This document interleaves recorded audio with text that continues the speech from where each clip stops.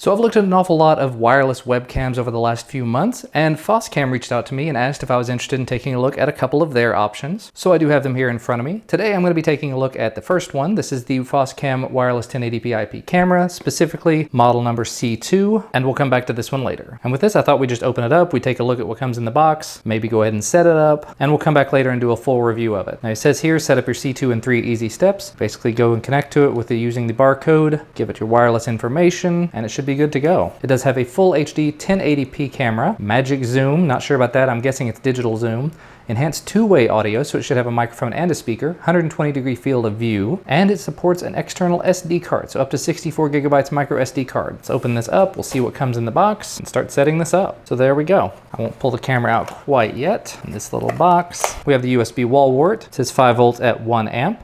Unfortunately, it's a European plug, so I'm not going to be able to use that. And it appears we have a couple of wall anchors and screws, so if we want to mount this on the wall, we can definitely do that. At the other end of the box, I would assume we have the USB cable. Once again, this is a micro USB connected device, has a very decently long cable on it, so this should be very useful. And like I said, the included wall wart's not going to work for me, but I do have plenty of them, so it's not going to be a big deal. Here's the camera, which we'll put off to the side again for right now, because down here in the bottom, there's a little rubber squidgy thing. Oh, that's the networking port, because this must have been a plug for the networking port to keep dust out of it, which we're not going to be putting this on a wired Ethernet, so I'm going to probably go ahead and put that back in there. But also we have the installation guide, we have a CD, very, very rare to see a CD included with anything nowadays, warranty card, and of course, you know, this guide has all the information in it, all what you should expect and how to set it up and everything, what the light statuses mean. And then of course, last but certainly not least, the camera itself. It does have some plastic on the front, so we're going to go ahead and peel that away. Very nice that it has this articulating arm, so you can sort of put it at whatever position that you want. Has a little rubber pad on the bottom, so you can put it on a desk and it won't slide around. Or you can see here it has these 2 holes, so you can mount it to the wall if you want to do that as well. And it looks like this actually does come out. So I would assume you give it a little bit of a turn. Yep, and once these 2 things line up, then you're good to pop this out. Has a little metal plate in there, and you would screw this into the wall and pop it back on like that, and give it a twist, and then it stays in place after just a little bit of a turn. It's not going to come out until you hit that point, and then it falls out. So very nice little mounting mechanism, not bad at all. Here on the front, you'll see the 1080p camera with the wide angle 120-degree field of view. And I'll admit, I have to go back to the manual for this. It says here at the top, this is the PIR. This is the high power IR LED. I'm guessing that some combination of these two maybe is what makes night vision happen. And then induction IC. Yeah, I'm definitely gonna have to do some more reading to figure out how all this works. But one way or another, the stuff on the front is what makes the video happen. On the bottom, this looks like a speaker. On the top, this actually looks like a speaker as well. So I'm guessing one of the two is a microphone, one of them's a speaker. Maybe there's even a speaker in the back. It does have a built-in siren. But then here, taking a look at the back, you've got the WPS reset button. You've got a status light, you have your micro USB port, and your Ethernet port in case you want to hook it up that way. So at this point, let's go ahead and get it set up. So in order to continue setting up your camera, you'll have to have the Foscam app. You can actually find a link to it by looking at the front of the quick installation guide. It has a QR code you can just scan. It takes you to their website, which links directly over to the Play Store. Once you install the app, you're going to have to set up a profile. Now, I have already gone ahead and installed the Foscam app on my phone. As you can see here, I've got it set up. I've got one camera already in there running, and I would hit plus to go ahead and set the other one up. But first, I'm going to go ahead and plug this in. Now, the included USB cable, for some reason, just did not want to work with this, so I ended up having to use this other very thin, very short USB cable. I don't know if there's specifically a problem with the one I had, but I've tried several, and this is the only one I've found that works with it so far. Anyway, once you've plugged it in, after you leave it sitting here for a little while, it's at the red status LED. It will flash, it's going to say some words, flash again, and then go green, and say that it's ready for Wi-Fi setup. Hello, Foscam. There you go, it said hello Foscam. Ready for Wi-Fi configuration. And it said ready for Wi-Fi configuration. Not sure if you could tell that or not. But at this point, we ought to be able to go into the app, hit the plus button. It says tap to scan the QR code. And now it's ready. Scan the QR code on the back. There we go. Now it's asking for my wireless information. And it says the camera is going to connect to the Wi-Fi network, and it should take 30 to 120 seconds. It says wireless configuration, wireless connection succeeded. Says logging in, saving data. Well done, go to your device list. So now you can see we do have 2 cameras configured. This is the FI 9900P, by the way. This is another video will be coming soon, but here's the C2. It's asking for a username and a password we need to create. By default, it's admin with a blank password. We're gonna go ahead and set one though. And it should be ready to go at this point. And there we can see what the camera sees, hopefully. Oh, I saw my fingers go by in a blur. So it may be taking a second to catch up. Yeah, it's much faster now. And actually, that's not bad delay at all. And you should be able, just like the other camera, to make some changes in here. But you can see up close here, we are using about 240 kilobytes per second.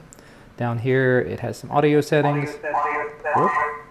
And this one does have audio, so I'm able to talk through it or hear. That should be allowing me to talk. Yeah, and I can hear it coming out. There's a little speaker on here. So it does send and receive. That's very nice. Over here, we can take a picture. I'll go ahead and save a snapshot of my hand. There you go. We can do a video recording. So I'll put my hand in front of it and move it around, and hopefully it'll actually have audio at the same time. It says done recording. You can use this button to do the magic zoom to zoom in. Put my hand in front of it again, and now I can zoom in on my hand. Look at that finger. It's a finger. We zoom back out. And it does have a little bit of a delay to it. Actually, that may just be some Wi-Fi issues. I'm sure if I had it plugged in over Ethernet, this wouldn't be happening, but yeah, it seems to be having some issues. So I'll go back out and I come back into it. All right. Now you see we have night vision. I can say open. That opens it up, and it's in night vision mode now, so everything should be black and white. Auto is going to put it back to normal, and then close. It's not going to do anything because it's already closed. And we'll go back to this. This is the image rotation. So you see my hands on this side. Rotate. Rotate. And you can turn those off. So you can sort of customize it how you want it to look. Then you have HD for image quality. Right now it's set to all the way up, but you can turn it down to smooth. That will obviously make it go faster, but it will make it much, much blockier. So the image doesn't look as good, but it does respond a little faster. I like to leave it somewhere right in the middle. And those are all the settings you've got. You can also come up here, manage your connection information, the basic info about the camera, the time on the camera in case you want to have that.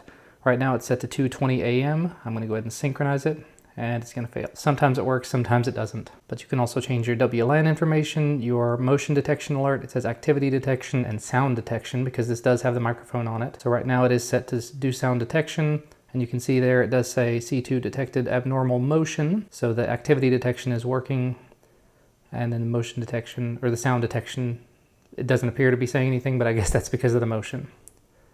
Then OSD, you can tell it whether or not you want to display the name and the camera. Go ahead and turn off the camera name there. Oh, and it does say C2 detected an abnormal sound. So it does hear me talking and it is responding. I'm going to go ahead and turn all of those off because I don't want it spamming my phone all of the time. And you've also got the status LED. You see back here it is flashing green all the time. We can go ahead and turn that off if we don't want it on.